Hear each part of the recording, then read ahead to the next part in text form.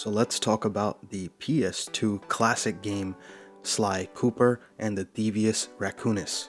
So essentially, Sly Cooper is a first-party Sony franchise, became really popular on the PlayStation 2. I've never actually experienced a Sly Cooper game before. Lately, I've also been on this new kick where I feel a sort of sense of accomplishment and I feel like my time is well spent when I'm trying to collect trophies. In particular, I'm trying to get platinum trophies. Now that's something I've never really been into before. I made a video on platinum trophies, so lately I've been kind of enjoying finding games that are enjoyable as well as have a little bit more of a straightforward platinum trophy so that I feel more accomplished while I'm playing. So after getting the platinum trophy in Ghost of Tsushima, the same developers that actually developed Sly Cooper, I decided to download the Sly Cooper HD trilogy, which is included with the PlayStation Essentials collection, and I was able to play it on my PlayStation 5. Now, first thing first, okay? Sly Cooper is a great game for a platinum trophy because it's straightforward. There aren't any missable trophies. There's a level select, so you can go back. It's just collectibles, as well as, essentially it's just story related and collectibles. The game is also pretty varied. I haven't played a platformer in a very long time, and I genuinely enjoyed my time playing this platformer. There's sections that are split up between platforming, turret sections, as well as some racing. Some of it can get a little bit frustrating. There's also boss battles, and some of the boss battles for sure can be frustrating, but overall the experience is well worth it. Now, if you're looking for the platinum trophy, I believe there's about 36 trophies when it comes to this game, and like I mentioned before, none of them are missable and most of them are related to collectibles and story completion, both things that you're probably going to be doing naturally. There aren't any trophies assigned to miscellaneous tasks, and sometimes I don't mind that, depending on what the miscellaneous task is. Oftentimes, a lot of times actually, these miscellaneous tasks are obscure and strange, different requests or different things that you can do during the game, and unless you have a guide, it's oftentimes really quite difficult to make sense of what to do in order to gain the trophy. Some of those can be fun because it challenges you to play the game in a different style that you may not be playing. However, it becomes tough when you can't figure out what the trophy is. Sometimes PlayStation has the trophy hidden, and then you would have to look into a guide, and that oftentimes just requires more time, more effort. I enjoy platinum trophies or trophies in general that are more straightforward, that you can sort of get just from naturally playing the game. So Sly Cooper is definitely a great example of that. Now, one big issue with this game, if you're considering platinuming it, it's gonna take you about 6 to 8 hours or so. It could take you longer if you have not a reliable internet connection, and also this PlayStation Essentials is still a little bit laggy and strange, so oftentimes I had a difficult time playing the game. Because the game is locked on the PlayStation 3, the Essentials collection does not let you download the game so you can just play it naturally. Instead, it has you stream the game over the cloud, and that can be finicky and that can be odd. So actually, several times while I was playing this game, I was having issues with lag, with input lag, with crashes, and so at a certain point, I decided, you know what, maybe let me bust out the PS3 and play the game on the PlayStation 3 and collect trophies that way. I did that for a little bit, but then I went back to the PlayStation 5, honestly because of convenience. Although it was laggy, and although I was having issues, at least everything was snappy, and I felt better putting more time into my PlayStation 5 that I spent so much money on. So I decided to play the game and continue the game on the PlayStation 5. Because of that, it took me about 10 hours or so to platinum. Again, it's straightforward, so I didn't really need a guide. So each time, whenever I would have a free moment after work, before going to bed, I would just play a little bit and earn. And because the trophies were coming so naturally from completing levels, beating bosses, I always felt like this pull. The game kept pulling me along and stringing me along until I was able to complete the game and actually gain the platinum trophy. And overall, I mean, that's what I think is the ideal experience. Yes, if you really love a game, you might want to go back and do all these type of miscellaneous tasks and do some research and figure out exactly how to get all the trophies by looking at a trophy guide. But a game like this, especially if you're new to this franchise, I think this was a great starting point. Now, will I platinum, or will I try to get the platinum trophies on Sly 2 and Sly 3?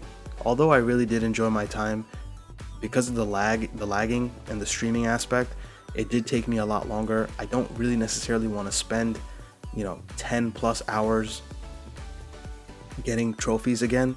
And I think this sort of gave me the feel that I needed for a platforming game, and also with the trophies. So for now, I don't have any plans on playing Sly 2 and Sly 3, although I don't want to discourage you.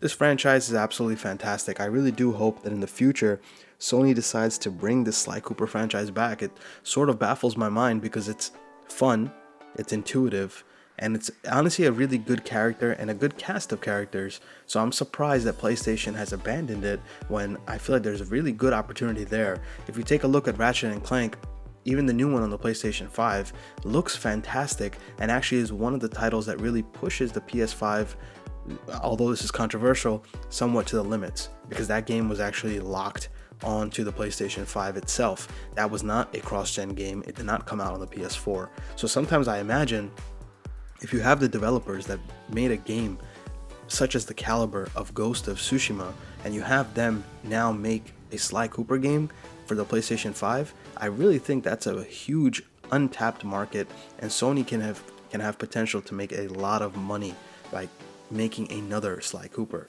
either making a sequel, or imagine if they were to actually remaster just this original game. I think there'd be a lot of new generation of people that would want to play Sly Cooper. Somebody like me, I've always heard about Sly Cooper. I never got a chance to actually play it, and I remember people talking about it back when I had a PS2.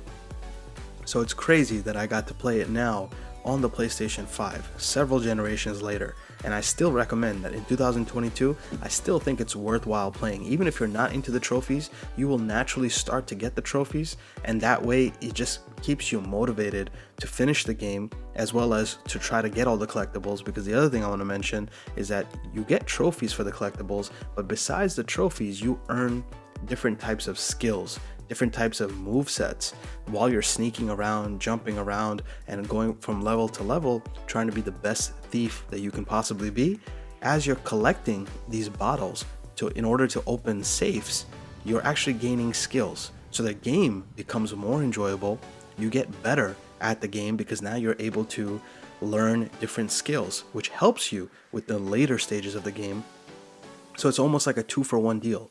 You're getting better at the game, you're making progression in the game itself, so you're actually seeing it. On top of that, you're getting this virtual digital collectible, which is giving you another dopamine hit because you're getting these trophies. So overall, it just keeps you engaged, and then all the way up until the very end, until you finally beat the game. So I think that Sly Cooper is probably one of the best platforming games in particular that you can play if you're new to trophy hunting, because it is the ideal formula. You are naturally grabbing collectibles that make you better in the game, and they're also giving you trophies. There's no missable trophies, there's no miscellaneous trophies, and all the trophies that you're getting is through natural progression of the game.